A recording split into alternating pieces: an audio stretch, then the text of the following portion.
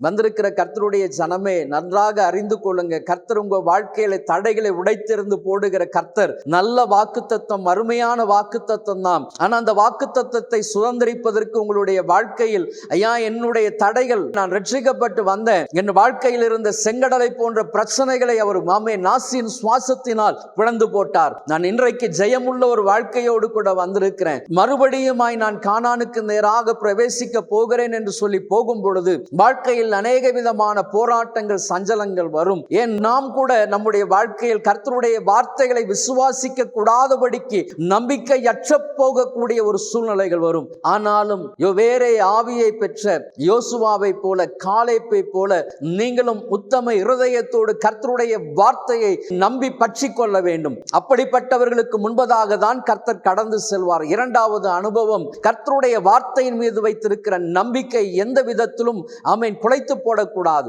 அவிசுவாசமான எண்ணங்களுக்கு நீங்கள் செவி கொடுக்கவே கூடாது.